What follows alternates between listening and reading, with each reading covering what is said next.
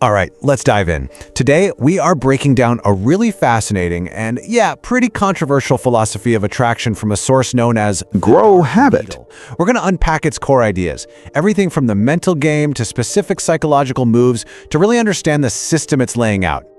So, let's kick things off with the big question that this whole philosophy really hangs on.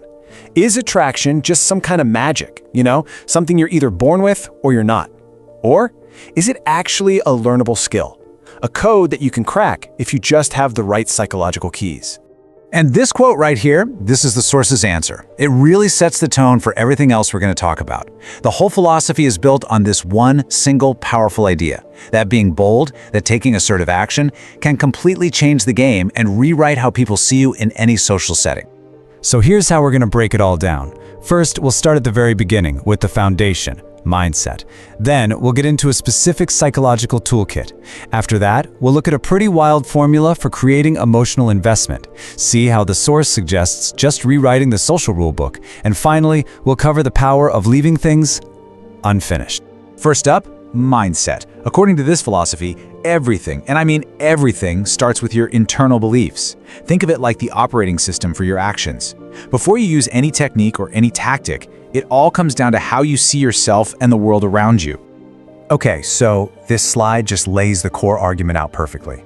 On the left, you've got a guy who, deep down, believes he's attractive, no matter what he looks like. And that belief changes everything. He sees rejection as just part of the game and acts with total confidence. But on the right, you have a guy who's looking for her approval. He takes rejection as a personal failure, and his actions just come off as needy. According to the source, the result is decided right there in the mindset.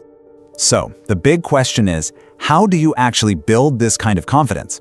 Well, the source suggests a mental model it calls the NPC mindset. If you're a gamer, you know exactly what this is. NPCs are the background characters in a video game. The idea is to start seeing most people not as a jury judging your every move, but as people who are totally absorbed in their own main quest.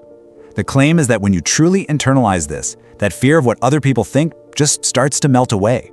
And this quote right here just nails the end goal of that mindset shift. It's all about projecting an identity through what you do.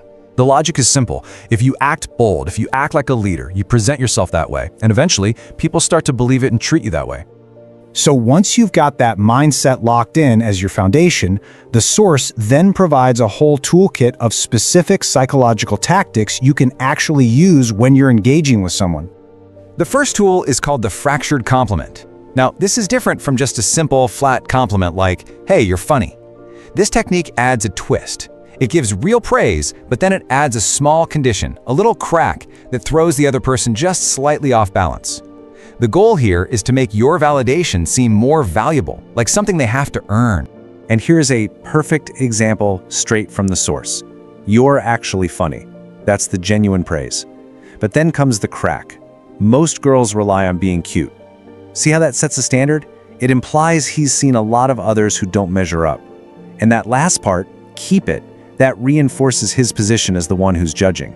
It's a really potent combo that frames him as someone with high standard. Next up is something called the controlled confession. Now, this is a way to build some depth and connection without coming across as weak or needy. This is not about trauma dumping. It's about sharing a personal rule or a standard you have, hinting that it came from a past experience, but always ending on a note of strength. So look at this structure here, because it's crucial. I don't chase anymore, that's the new standard. I used to, it killed my self-respect. There's the hint of past pain. And then the strong conclusion, now if it feels forced, I'm out. It tells this whole story of personal growth and strong boundaries in just a few clean lines. The last tool in this kit is what the source calls shared hatred. And the idea here is a little counterintuitive. We all know bonding over things you both like is great, but the argument is that bonding over something you both dislike creates a much faster, more powerful us against them kind of vibe. It can feel like you're instantly on the same team, forming a little alliance that really speeds up that feeling of connection. All right, now we're moving from those individual tactics to a much broader strategy. The source calls this the emotion cocktail, and it's literally presented as a three-part recipe for creating deep, lasting emotional investment. So the formula has 3 stages. It starts with stability, creating a baseline of safety, trust, and good times. Then you introduce a quake, an event that intentionally shakes things up and disrupts that security to create some emotional chaos. And finally, the cycle ends with a magical reconciliation, a big, powerful gesture that fixes things and, according to the source, actually makes the bond even stronger than before.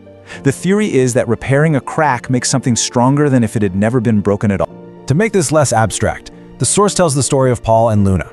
So after a period of stability where Luna really trusts Paul and his honesty, the quake hits. Paul lies about a few things, and she finds out. Bam! Her sense of security is shattered, and now she's feeling all these intense negative emotions. She's angry, she's frustrated, she feels betrayed. And here's the final step. Paul pulls off a magical reconciliation. He does something big, almost like a scene from a movie, a surprise visit, a really thoughtful gift, a heartfelt apology. And according to the source, this grand gesture doesn't just fix the problem. It actually deepens her trust. It turns a painful moment into a powerful story, making the whole relationship feel bigger and more significant. Okay, let's zoom out again. We've looked at the one-on-one stuff, but now we're going to look at how this philosophy sees the entire social world, which it basically treats as an arena where the normal rules don't just get bent, they get completely rewritten. A huge concept here is a term the source provocatively calls smiling porn. Now, this is its label for that classic nice guy archetype, the people pleaser who will do anything to avoid a conflict. In this framework, that kind of behavior is seen as fundamentally unattractive because it signals that you don't respect yourself. This slide just puts the two approaches side by side perfectly. You've got Bob, who moves through his day being awkward and seeking approval at every turn, and in contrast, you have the social artist, who is playful, assertive, and uses literally every interaction as an opportunity. The source argues that by not being afraid to break those little social rules, the second guy becomes the gravitational center of any room he's in. And that brings us to our final core concept. After all the frameworks and all the tactics, the ultimate endgame, according to this philosophy, is to master the art of the unfinished, to harness the incredible psychological power of mystery and anticipation. And this quote right here, it just sums up the entire philosophy. The goal isn't just to be liked in the moment. It's to become an open loop in someone's mind, an unresolved story that they feel this constant urge to go back to. The argument is that true, lasting attraction isn't found in closure, but in the tension of something left unfinished. So, we end up right back where we started, with a big question for you to think about. After breaking down this whole system, does it suggest that in our world today, attraction is less of a spontaneous feeling and maybe more of a calculated strategy? That's the provocative idea right at the heart of the Dark Needles Code.